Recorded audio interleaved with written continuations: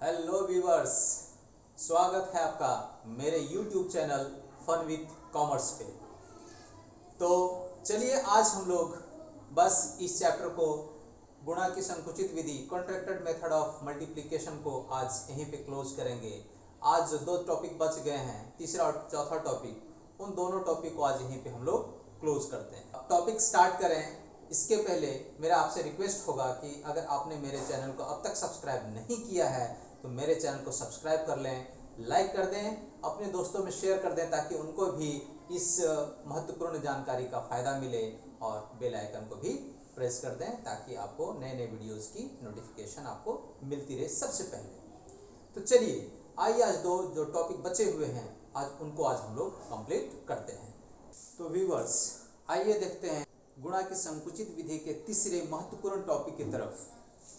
Topic है आपका दहाई, सैकड़ा, हजार, लाख इत्यादि के सन्निकट गुणनफल निकालना। अभी जस्ट मैंने आप लोगों को पहले बताया था 100वें, 1000वें, लाख में इत्यादि के सन्निकट। तो आप लोग चूंकि जो शब्द हैं बहुत कुछ मिलते जुलते हैं, इसलिए आप लोगों को कंफ्यूज नहीं होना है। तो पहले मैं इसके बारे में बता दूं, फिर दोनों में क्या सिमिलैरिटी है और क्या डिससिमिलैरिटी है उसके बारे में मैं बताऊंगा। तो सबसे पहले करना क्या है, जो भी क्वेश्चन आपको मिलते हैं सबसे पहले आपको स्टैंडर्ड फॉर्म में कन्वर्ट कर लेना है। स्टैंडर्ड फॉर्म बन गया, उसके बाद मल्टीप्लायर जो है उसमें कोई छेड़छाड़ आपको नहीं करनी है। स्टैंडर्ड फॉर्म बनने के बाद मल्टीप्लायर यानी गुणक में आपको कोई छेड़छाड़ नहीं करनी है। जो छेड़छाड़ होगा वो गुण्य में होगा, मीन्स मल्टीप्लिकेंट में होगा। तो अगर क्वेश्चन में कहता है दहाई के सन्निकट आपको मान निकालना है, तो जो गुण्य है यानी मल्टीप्लिकेंट है उसमें 1/10 से डिवाइड कर दीजिएगा। यानी अगर आप 10 से डिवाइड करते हैं तो जहाँ पे भी पॉइंट रहेगा उसके एक अंक बाईं तरफ खिसक जाएगा। देखिए दहाई की स्थिति में गुण्य में दशमलव को एक अंक बाईं करें, एक अंक बाईं हो जाएगा। अगर सैकड़ा की स्थिति है तो उसको 100 से डिवाइड कर दीजिए। गुण्य को, गुणक को छूना तक नहीं है, गुण्य को यानी मल्टीप्लिकेंट को 100 से डिवाइड कर दीजिए, यानी 1/100 से डिवाइड कर दीजिए। जब 100 से डिवाइड कीजिएगा तो जहाँ पे पहले उसका पॉइंट रहेगा उसके 2 डिजिट लेफ्ट हो जाएगा वो। तो वही कहता है सैकड़ा की स्थिति में गुण्य में दशमलव 2 अंक बाईं करें। निश्चित रूप से जब आप 100 से डिवाइड करेंगे तो 2 अंक बाईं हो ही जाएगा। हजार की स्थिति में, हजार में 3 जीरो होते हैं, 1/1000 से आपको डिवाइड कर देना है मल्टीप्लिकेंट में। जब 1000 से आप डिवाइड करेंगे तो जहाँ पे उसका पहले से पॉइंट रहेगा स्टैंडर्ड फॉर्म बनने के बाद, वो पॉइंट 3 डिजिट बाईं तरफ खिसक करके और एक नया डिजिट वो बन जाएगा। लाख की बात करते हैं तो लाख में 5 जीरो होते हैं, तो लाख से डिवाइड कर देना है आपको मल्टीप्लिकेंट को। तो निश्चित रूप से जब 5 जीरो से आपको डिवाइड करना है तो जहाँ भी पॉइंट रहेगा मल्टीप्लिकेंट में वो खिसक करके लेफ्ट साइड 5 डिजिट खिसक जाएगा। ठीक है, तो इसी तरीके से आप लोगों को अगर दहाई, सैकड़ा, हजार, लाख वगैरह की स्थिति में रहे तब आपको स्टैंडर्ड फॉर्म बनने के बाद क्रिया करनी है। अब थोड़ा सा आप लोगों को दोनों में क्या अंतर है, जो 100वें, 1000वें, लाख में था और दहाई, सैकड़ा, हजार, लाख, दोनों में क्या फ़र्क है ये मैं आप लोगों को बता दूं, क्योंकि विद्यार्थियों को मुख्यतः कन्फ्यूज़न हो जाता है कि दोनों चीज़ तो सेम था तो फिर ये कैसे हो रहा है। मैं बता दूं, जहाँ 10वें, 100वें, लाखवें, हजारवें की बात आती है तो जितना, अगर 100वें की बात करता है तो 100 में 2 जीरो होते हैं, तो दशमलव के दाहिनी तरफ 2 अंक हमें लेना है, बाकी को हटा देना होता है। लेकिन यहाँ पे अगर सैकड़ा की बात कर रहा है, वहाँ 100वें की बात कर रहा है, यहाँ सैकड़ा की बात कर रहा है, तो सैकड़ा मतलब मल्टीप्लिकेंट को सैकड़ा से डिवाइड कर देना होता है, यही फर्क है। लाखवें की बात कर रहा है तो लाख में 5 जीरो होता है, मतलब दशमलव के 5 अंक तक आपको मान निकालना है लाखवें में। लेकिन यहाँ अगर लाख की बात कह रहा है तो मल्टीप्लिकेंट को लाख से डिवाइड कर देना है और तब जो नया अंक आएगा उसके हिसाब से आपको क्रिया करनी है। तो आप कंफ्यूजन मत होइएगा, परेशान मत होइएगा। मैं समझता हूँ कि इन दोनों में आप लोगों को अंतर बेहतर ढंग से समझ में आ गया होगा। अब आगे देखते हैं, एक बहुत ही महत्वपूर्ण नोट है। जो मल्टीप्लिकेंट होता है, जो गुण्य होता है, उसमें दशमलव के बाद एक अंक रखकर शेष अंकों को काट दें और पहले जैसा गुणा करें। अब देखिए यहाँ पे एक बहुत ही आप लोगों के लिए अच्छा है कि अगर कह रहा है सैकड़ा के सन्निकट मान निकालना, तो सैकड़ा से डिवाइड कर दे मल्टीप्लिकेंट को, और डिवाइड करने के बाद जहाँ पे पॉइंट आ रहा है उसके एक अंक पॉइंट रखना है, उसके आगे सारे पॉइंट को हटा देना है और गुणा जो है वो पहले जैसा करना है। चलिए आइए देखते हैं, उसको भी एक एग्जाम्पल से बेहतर ढंग से समझने का प्रयास करते हैं। एग्जाम्पल है आपका, find the value of 925361.237 into 834.5789 correct to lakh. आपको लाख के सन्निकट गुणनफल निकालना है जो क्वेश्चन दिया हुआ है। तो सबसे पहले आपको क्या करना है, स्टैंडर्ड फॉर्म में बनाना है। क्वेश्चन जो भी दिया हुआ है उसको स्टैंडर्ड फॉर्म में बनाना है। तो आइए देखते हैं, ये क्वेश्चन रहा है आपका, ये क्वेश्चन रहा आपका। इसको स्टैंडर्ड फॉर्म में बनाने के लिए आप जानते हैं कि देखिए पॉइंट, सबसे पहले हमको मल्टीप्लायर देखना पड़ता है, गुणक देखना पड़ता है कि कहाँ पे पॉइंट है। तो गुणक में 3 अंक के बाद पॉइंट है, जबकि स्टैंडर्ड फॉर्म में जब भी बनाना है तो हमें 1 अंक के बाद देना है। तो निश्चित रूप से पॉइंट को 2 अंक बाईं तरफ खिसकाना है, यानी इधर 2 अंक हमें ले आना है, और ये हमारा जब 2 अंक इधर ले आएंगे तो 8 के बाद हमारा पॉइंट आ जाएगा। लेकिन चूंकि गुणक में हम लेफ्ट आ रहे हैं, वापिस आ रहे हैं 2 अंक, तो हमें गुण्य में, मल्टीप्लिकेंट में हमें राइट साइड जाना पड़ेगा, क्योंकि दोनों एक दूसरे के अपोजिट जाते हैं। तो निश्चित रूप से पॉइंट यहाँ पे है 61 के बाद, तो ये 2 अंक इधर जाने के बाद 3 के बाद हो जाएगा। देखिए यहाँ पे पॉइंट हो जाएगा, और इस तरीके से आपका स्टैंडर्ड फॉर्म कंप्लीट हो जाता है। और स्टैंडर्ड फॉर्म बनने के बाद स्थिति ये है, 92536123.7 इंटू 8.345789, यह स्टैंडर्ड फॉर्म आपका कंप्लीट हो गया। अब इसमें आपको किसी भी तरीके का कोई छेड़छाड़ नहीं करनी है मल्टीप्लायर में, जो छेड़छाड़ करनी है आपको मल्टीप्लिकेंट में करनी है। तो आपका क्वेश्चन कह रहा है लाख के सन्निकट गुणनफल निकालना है। अभी मैंने आप लोगों को बताया कि अगर लाख के सन्निकट कह रहा है तो मल्टीप्लिकेंट के डिजिट को लाख से डिवाइड कर देंगे। ये देखिए, ये टोटल स्टैंडर्ड फॉर्म बनने के बाद का डिजिट है मल्टीप्लिकेंट का, और मैंने 1 लाख से डिवाइड कर दिया है। 1 लाख से डिवाइड करने के बाद ये जो पॉइंट यहाँ पे है वो कहाँ पे आ जाएगा, 1 2 3 4 5 शून्य है, तो निश्चित रूप से 5 अंक ये बाईं ओर आ जाएंगे, 1 2 3 4 5, यानी यहाँ पे ये पॉइंट पहुँच जाएगा, यानी यहाँ पे 925 के बाद, ठीक है। और उसके बाद फिर आपको एज इट इज जो भी गुणा की क्रिया है वो आपको करनी है।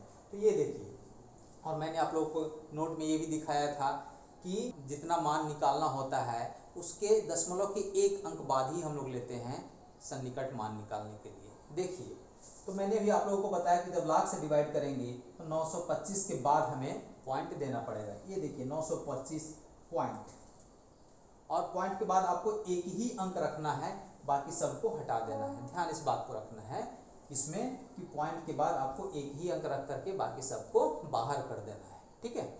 और ये देखिए मल्टीप्लायर का एज इट इज जितने भी अंक हैं वैसे ही रख देने हैं चुपचाप, और आपको पता है कि दशमलव एक दूसरे के ऊपर नीचे ही होने चाहिए।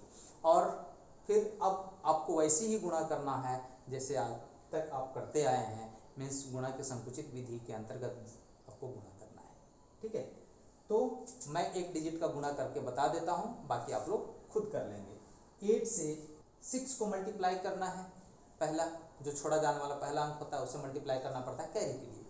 8 6 जा 48 होता है, 48 होता है, तो छोड़ा जाने वाला अंक 8 है, यानी इसमें एक ऐड हो जाएगा और ये 5 बन जाएगा, तो कैरी 5 रह गया। तो ये कैरी के लिए पहला डिजिट से हम लोग गुना करते हैं। 8 6 जा 48, कैरी रहा 5, 8 3 जा 24, 24 और 5 29। कैरी अब साधारण गुना का नियम लागू होगा कैरी के लिए, ठीक है। 8 3 जा 24 और 5 29 हो गया। अब कैरी रहा 2, 8 5 जा 40, 40 और कैरी रहा था 2, 42। अब कैरी रहा 4, 8 2 जा 16, 16 और 4 20, 20 का 0, कैरी रहा अब 2, 8 9 जा 72, 72 और 2 74, ठीक है। तो ये पहला अंक से पहला अंक कट गया। अब इसको हम लोग दूसरा अंक लेंगे और इसको काटेंगे, फिर इसको लेंगे, इसको काटेंगे, इसको लेंगे, इसको काटेंगे और इसको लेकर के और फाइनली हम लोग यहाँ पे क्लोज करेंगे। तो ये टोटल देखिए, ये देखिए 1 2 3 4 5 अंक कटे और 5 1 2 3 4 5 सब जगह गुणा हुआ, ठीक है। और फिर फाइनली हम लोग इसको जोड़ देंगे। जोड़ने के बाद ये देखिए 7722.7 आया, 7722.7 आया।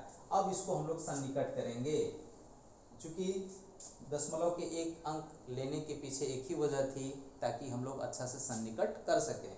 तो बाहर निकलने वाला अंक 7 है, तो चूंकि आप जानते हैं कि बाहर निकलने वाला अंक 5 या उससे ज़्यादा हो तो एक अंक जुड़ जाता है लेफ्ट वाले अंक में, और एक अंक यहाँ पे जुड़ गया। तो टोटल आपका जो रिजल्ट आया वो 7,723 लाख। लाख लिखना जरूरी, चूंकि लाख में आपका यहाँ पे क्वेश्चन मांग रहा है आंसर। तो या तो आप लाख लिख दें या 7723 इंटू 10⁵ लाख, चूंकि लाख में 5 जीरो होते हैं इसलिए इसको मल्टीप्लाइड बाय 10⁵ भी लिख सकते हैं, या लाख लिख दें, जैसी आपकी इच्छा, ये आपके ऊपर निर्भर करता है। तो ये तीसरा टॉपिक भी आपका यहाँ पे कंप्लीट हुआ। मैं समझता हूँ आप लोगों को बेहतर ढंग से समझ में आया होगा। अब एक टॉपिक और बच रहा है जिसका जिक्र अब हम लोग करने जा रहे हैं।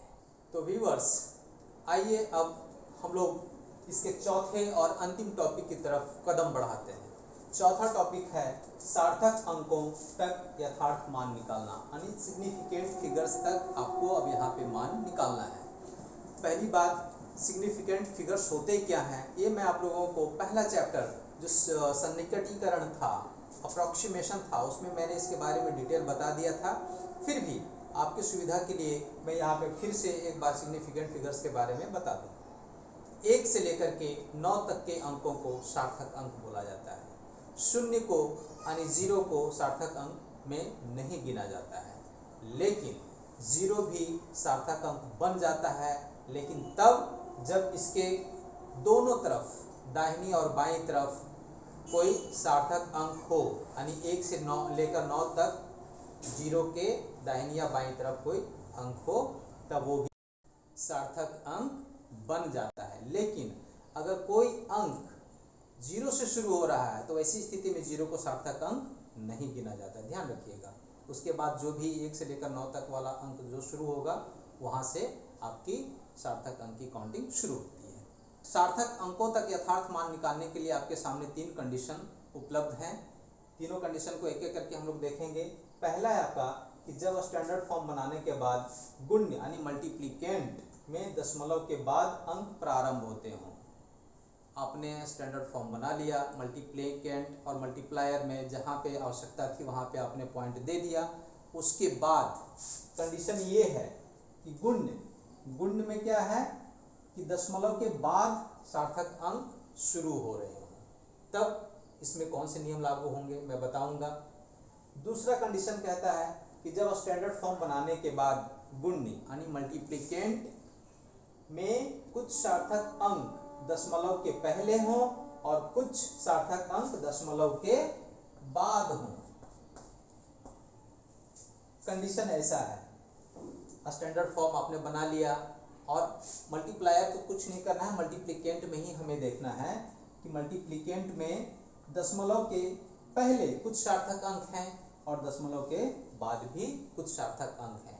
तो क्या यहाँ पे नियम लागू होगा वो भी मैं आप लोगों को बताऊंगा। और तीसरा कंडीशन है आपका कि जब स्टैंडर्ड फॉर्म बनाने के बाद गुण्य यानी मल्टीप्लिकेंट में दशमलव के पूर्व आवश्यकता से अधिक सार्थक अंक हों। स्थिति ऐसी आ जा रही है कि आपने स्टैंडर्ड फॉर्म बना लिया, मल्टीप्लायर में जहाँ पे ज़रूरत थी वहाँ पे आपने पॉइंट दे दिया, मल्टीप्लिकेंट में भी दे दिया, लेकिन पता चला मल्टीप्लिकेंट में आवश्यकता से काफ़ी सार्थक अंक आपके पास उपलब्ध हों, तब यहाँ पे कौन से नियम लागू होंगे, कि क्या करना है हमें, वो भी मैं आप लोगों को बताऊंगा। तो चलिए आइए देखते हैं कि आखिर इन तीनों कंडीशंस में कौन कौन से नियम लागू होंगे। आइए व्यूअर्स, ये जो सार्थक अंकों तक यथार्थ मान निकालने वाला जो पहला कंडीशन था वो था आपका कि जब स्टैंडर्ड फॉर्म बनाने के बाद मल्टीप्लिकेंट में दशमलव के बाद सार्थक अंक शुरू हों। एक एग्जाम्पल के माध्यम से मैं आप लोगों को उस कंडीशन को समझाना चाहता हूँ। तो आइए देखते हैं कि एग्जाम्पल के ये है कंडीशन, पहला कंडीशन है आपका, और क्वेश्चन है आपका find the value of 0.0234852 into 32.45672 correct to 3 significant figures. जो क्वेश्चन आपका दिया हुआ उसी से आपको 3 सार्थक अंकों तक मान निकालना है। तो सबसे पहले आपको क्या करना पता है, स्टैंडर्ड फॉर्म में कन्वर्ट करना है क्वेश्चन को। तो ये देखिए क्वेश्चन ये है आपके पास, ये क्वेश्चन हो गया आपके पास, इसको स्टैंडर्ड फॉर्म में कन्वर्ट कीजिए। तो सबसे पहले मल्टीप्लायर से ही हम लोग स्टार्ट करते हैं। मल्टीप्लायर 2 अंकों के बाद पॉइंट है, तो आपको पता है 1 अंक के बाद ही पॉइंट को बैठाना है, यानी 3 के बाद आपको पॉइंट देना है, मतलब पॉइंट को 1 अंक बाईं तरफ खिसकाना है। तो निश्चित रूप से मल्टीप्लिकेंट में एक दाहिनी तरफ हो जाएगा अपोजिट, आपको पता है ये यहाँ पे आपका 63 का रूल्स लागू होगा। तो अब देखिए स्टैंडर्ड फॉर्म में बनने के बाद ये 0.234852 और यहाँ पे 3.245672 स्टैंडर्ड फॉर्म में बनने के बाद आता है। तो आप देख सकते हैं कि मल्टीप्लिकेंट में जितने भी सार्थक अंक हैं पॉइंट के बाद स्टार्ट हो रहे हैं, ठीक है। तो जब भी पॉइंट के बाद स्टार्ट हों तो सबसे पहले हमें देखना है कि क्वेश्चन में क्या आंसर निकालना है। तो 3 सार्थक अंकों तक हमें मान निकालना है। तो अब सार्थक अंक तो 0 हो नहीं सकता है, क्योंकि ये शुरुआत 0 से ही हो रही है, इसलिए 0 सार्थक अंक नहीं होगा। तो 3 सार्थक अंक 1 2 3 यानी 2 3 4 ये 3 सार्थक अंक हुए हमारे। तो इसके लिए करना क्या है, सबसे पहले आपको इन बातों को ध्यान में रखिएगा कि जितना सार्थक अंक बोल रहा है क्वेश्चन में उतना मल्टीप्लिकेंट का लेना है, और मल्टीप्लायर का पहला दशमलव से पहले वाला जो पूर्णांक होता है, इंटीजर फिगर्स जो होता है, उससे मल्टीप्लाई करके देखेंगे कि वो कितने फिगर में हमारा गुणनफल आता है। तो ये देखिए मैंने 0.234 को 3 से मल्टीप्लाई किया है, 0.234 को 3 से मल्टीप्लाई किया है, क्योंकि 3 सार्थक अंकों तक मान निकालने के लिए बोला था। मैं देखता हूँ कि 3 ही अंक में उसका गुणनफल आ रहा है या 4 अंक में आ रहा है। तो देखने को मिल रहा है 3 से मल्टीप्लाई करने पर 0.702 यानी 3 फिगर में ही इसका रिजल्ट आ रहा है, जबकि हमें सन्निकट मान निकालने के लिए 4 अंक चाहिए होते हैं। चौथा अंक छोड़ देना होता है सन्निकट करने के बाद, लेकिन हमारे पास यहाँ पे सिर्फ रिजल्ट 3 ही फिगर में आ रहा है। तो निश्चित रूप से अगर 3 सार्थक अंक आ रहा है तो हमें 4 सार्थक अंकों तक ले करके बाकी को हटा देना पड़ेगा। देखिए यहाँ पे मैंने वही किया है, दशमलव के 3 नहीं बल्कि एक 4 सार्थक अंक तक हमने ले करके बाकी जो 2 अंक थे उसको मैंने बाहर रख दिया हुआ है। और ऐसा इसलिए मैंने किया है ताकि सार्थक अंक सन्निकट के मान निकाल सके, ठीक है। और उसी के हिसाब से फिर मैंने जितने भी मल्टीप्लायर में डिजिट थे उसी के हिसाब से, आपको पता है पॉइंट के ऊपर नीचे आसपास सामने होना चाहिए पॉइंट, तो 3.2456 और 72 बाहर निकला है, कोई दिक्कत नहीं, आगे हम लोग देखेंगे। और फिर अब हम लोग जैसे गुणा की संकुचित विधि में मल्टीप्लाई करते हैं उसी तरीके से मल्टीप्लाई करना प्रारंभ करेंगे। पहले 3 को 5 से कैरी के लिए 3 5 जा 15 होता है, लेकिन आपको पता है बाहर जाने वाला अंक 5 है, इसलिए इसमें एक और ऐड हो जाएगा और कैरी रहा ये 2, ये कैरी के लिए हम लोग रखते हैं, आपको पता है। और फिर 3 8 जा 24 और 2 26 अब यहाँ से साधारण गुना के नियम लागू हो जाएंगे, जो भी कैरी हम लोग करेंगे वो साधारण गुना की तरह करेंगे। 3 8 या 24 और 2 26, फिर कैरी रहा 2, 3 4 जा 12, 12 और 2 14, कैरी रहा 1, 3 3 जा 9 और 1 10, कैरी रहा 1, 3 2 जा 6 और 1 7।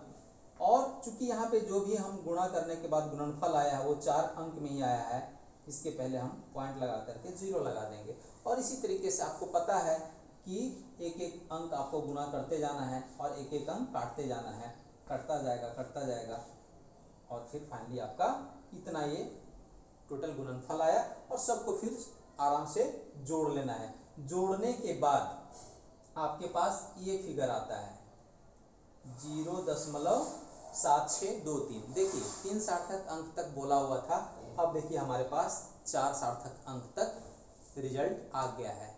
तो चौथा अंक को क्या करना है, आपको पता है कि इसको सन्निकट करने के लिए ही हम लोग इसका इस्तेमाल करते हैं। लेकिन बाहर जाने वाला जो छोड़ा जाने वाला पहला अंक है वो 3 है, जो कि 5 से कम है, इसलिए इसमें इन सार्थक अंकों में कुछ जुड़ेगा नहीं, 0 जुड़ेगा। ठीक है, तो यही आपका फाइनल उत्तर होता है। तो आपने देखा कि जो मुख्य रूप से यहाँ जो काम करना है, सबसे पहले हमें ये करके देख लेना होता है कि मल्टीप्लिकेंट और मल्टीप्लायर, मल्टीप्लिकेंट में जितना फिगर कह रहा है क्वेश्चन में उतने ही अंक लेकर के मल्टीप्लायर के पहले सार्थक अंक या पहले पूर्णांक से गुणा करके हम लोग देखेंगे और देखेंगे कि कितना गुणनफल आता है, कितना प्रोडक्ट आता है, कितना अंक में आता है। और अगर जितना सार्थक अंक कह रहा है अगर उतना ही अंक में हमारा गुणनफल आवे तो हमें दशमलव के 1-2 अंक और अधिक ले लेना चाहिए। जितना प्रश्न में कह रहा है उसे 1-2 अंक और अधिक ले करके और तब हमें गुणा करना चाहिए, तब आपका रिजल्ट जो है वो सन्निकट बेहतर ढंग से हो पाएगा। आइए इसके दूसरे कंडीशन की तरफ हम लोग आगे बढ़ते हैं और उसको एक एग्जाम्पल से समझने का प्रयास करते हैं। एग्जाम्पल है आपका multiply by contracted method 517.36577 by 0.37294 correct to 5 significant figures. यहाँ पे 5 सार्थक अंकों तक आपको मान निकालना है। तो मैंने आप लोगों को अभी थोड़ा देर पहले बताया था दूसरे कंडीशन के बारे में कि जब स्टैंडर्ड फॉर्म बनाने के बाद मल्टीप्लिकेंट में दशमलव के पहले भी कुछ सार्थक अंक हो और दशमलव के बाद भी कुछ सार्थक अंक हो तो क्या करना है। तो चलिए आइए देखते हैं। पहले उसको जो क्वेश्चन है उसको सबसे पहले स्टैंडर्ड फॉर्म में कन्वर्ट करते हैं। ये देखिए क्वेश्चन आपका ये है। तो चूंकि मल्टीप्लायर में 0 के बाद पॉइंट है, जबकि हमें स्टैंडर्ड फॉर्म में कन्वर्ट करने के लिए इस पॉइंट को 3 के बाद डालना पड़ेगा। तो निश्चित रूप से पॉइंट को हम लोग राइट तरफ ले जा रहे हैं, तो यहाँ पे आपका मल्टीप्लिकेंट में लेफ्ट की तरफ 1 अंक जाएगा। तो स्टैंडर्ड फॉर्म बनने के बाद आपका ये फिगर प्राप्त होता है। आप देख सकते हैं मल्टीप्लिकेंट में पॉइंट के लेफ्ट साइड में भी पहले भी सार्थक अंक हैं और पॉइंट के बाद भी। तो अब ऐसे कंडीशन में क्या करना है, क्या नियम है यहाँ गुणा करने का, वो मैं आप लोगों को बता रहा हूँ। तो इसमें नियम क्या है कि मल्टीप्लिकेंट के जो दशमलव से पहले वाला सार्थक अंक है मल्टीप्लायर के पूर्णांक से गुणा करके देखेंगे कि हमें इच्छित परिणाम प्राप्त हो रहा है या नहीं। इच्छित परिणाम हमें क्या प्राप्त करना है, 5 सार्थक अंकों तक हमें प्राप्त करना है। तो देखेंगे हम लोग ये 51 को 3 से मल्टीप्लाई करके कि वो आखिर कितना डिजिट में हमें रिजल्ट दे रहा है। तो ये देखिए 51 को 3 से मल्टीप्लाई करेंगे 3 सार्थक अंक तक ही हमें वो रिजल्ट दे रहा है, जबकि हमें उत्तर चाहिए 5 सार्थक अंकों में। तो निश्चित रूप से हमें ये 2 अंक और लेने पड़ेंगे 5 सार्थक अंक प्राप्त करने के लिए। चूंकि 51 को 3 से मल्टीप्लाई करेंगे तो 153 आ रहा है, मतलब 3 सार्थक अंक हमें तो प्राप्त हो जा रहे हैं, लेकिन 2 सार्थक अंक और हमें चाहिए। तो दशमलव के बाद 2 अंकों को और हम लेंगे 5 सार्थक अंक प्राप्त करने के लिए। लेकिन सन्निकट मान निकालने के लिए हमें 6 अंक चाहिए, छठा अंक छोड़ देंगे सन्निकट मान निकालने के बाद। तो दशमलव के बाद 2 अंक तो 5 सार्थक अंक प्राप्त हो जाएगा, लेकिन एक छठवां अंक प्राप्त करने के लिए हमें एक अंक और भी लेना पड़ता है, ये आप पहले से भी जानते हैं।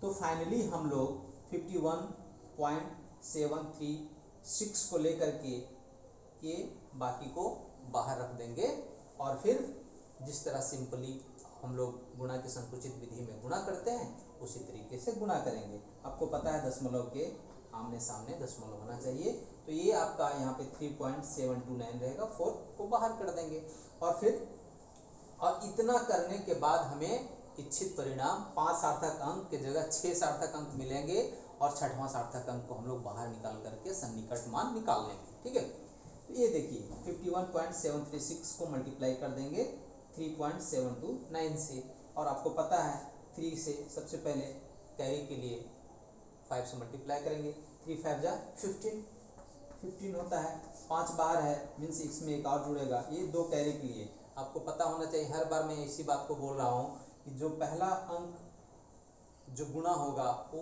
गुणा की संकुचित विधि के हिसाब से हाथ में रखने हैं, हासिल रखने हैं, कैरी रखने हैं, उसके बाद साधारण गुणा के नियम लागू हो जाएंगे कैरी के लिए। ठीक है, तो चलिए 3 5 जा 15, कैरी रहा 2, 3 6 जा 18 और 2 20।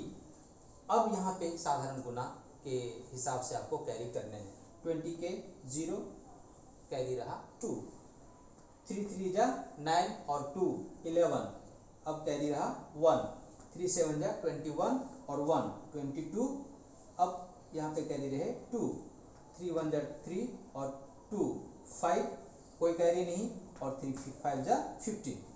तो इस तरीके से आपका 3 के 5 से के साथ गुणा हो गया, फिर 7 को 6 से गुणा करेंगे और जो भी आएगा कैरी उसको गुणा के संकुचित विधि के हिसाब से रख लेंगे और फिर बाकी सारे अंकों में गुणा कर देंगे, फिर 2 का 3 के साथ, 9 का 7 के साथ, 4 का 1 के साथ, और इस तरीके से गुणा करते जाएंगे और जहाँ तक कट पाता है मल्टीप्लिकेंट का अंक उतना तो काट देना है, उसके बाद अगर नहीं कटता है फिर छोड़ देना है चुपचाप, और फिर सबको जोड़ देंगे। यहाँ पे पूरा नहीं कंप्लीट हुआ इसलिए मैंने उस गुणनफल को यहाँ पे लिखा है, और टोटल जोड़ने के बाद 192.945 आया।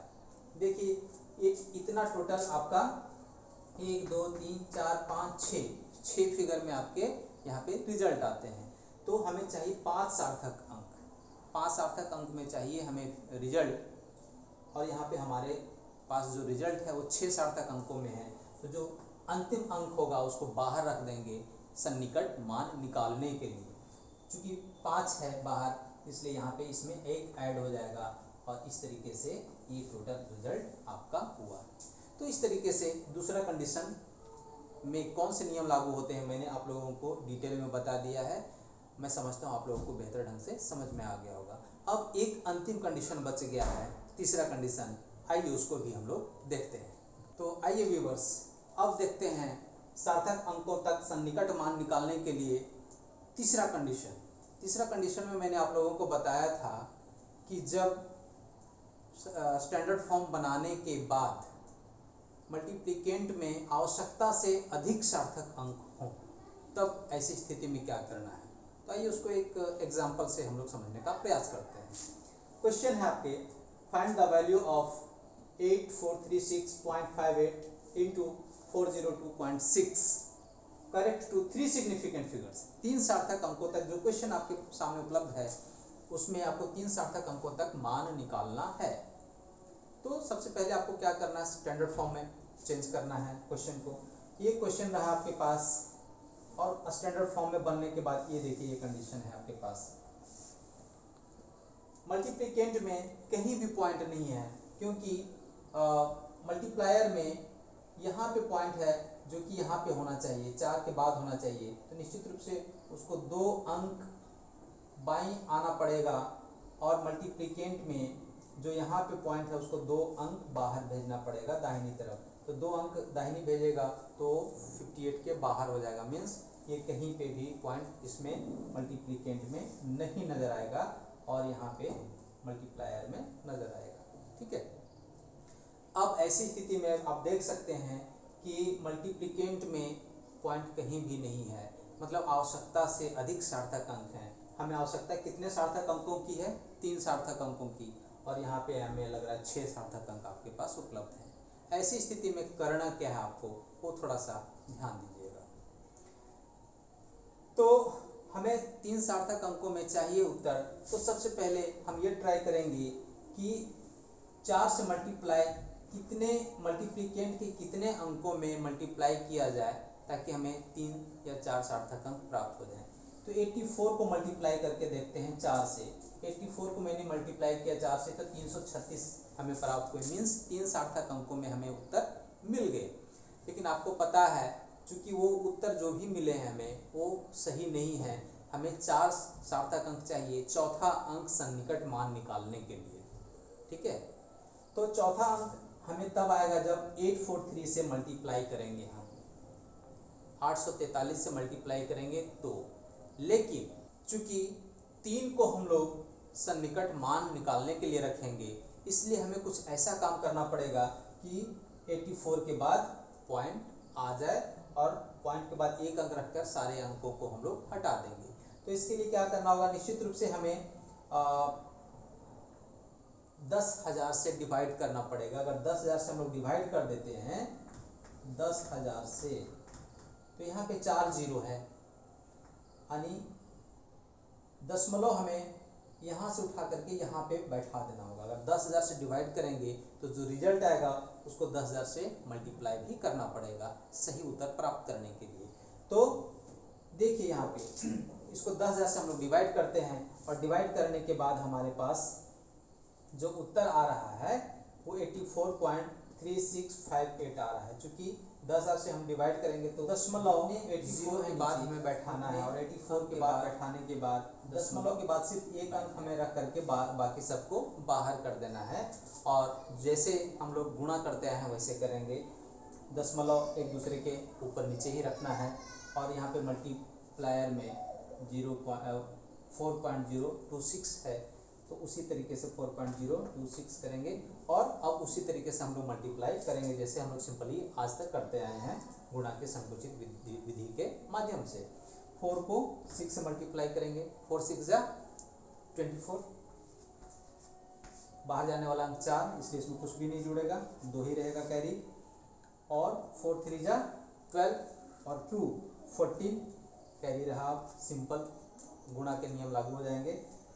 कैरी रहा 1, 4 4 जा 16 और 1 17, फिर कैरी रहा 1, 4 8 जा 32 और 1 33। ठीक है, तो इसी तरीके से एक एक अंकों को हम लोग गुणा कर करके काटते जाएंगे, और फाइनली जो हमारा रिजल्ट आएगा वो ये आएगा।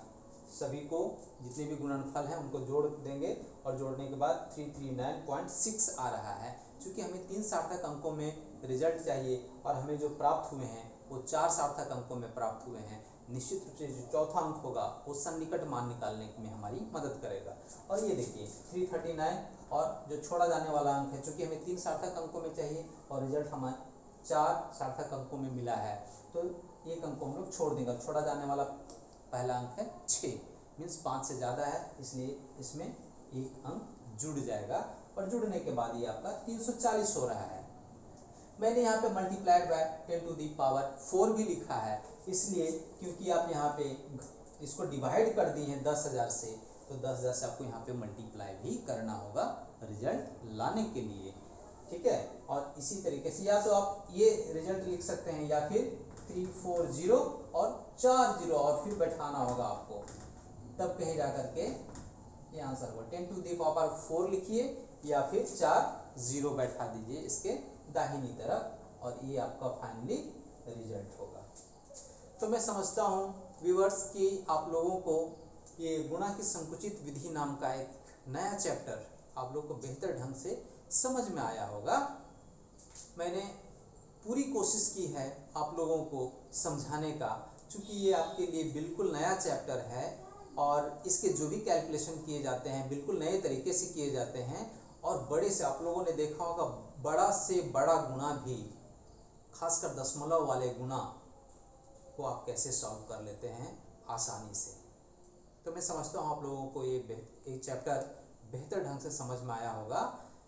अगर फिर भी किसी तरह का कोई मन में डाउट रह जाता है तो फिर मेरे कमेंट बॉक्स में ज़रूर कमेंट करके अपनी परेशानियों को शेयर कीजिएगा। तो इस चैप्टर को मैं यहीं पे क्लोज करता हूँ।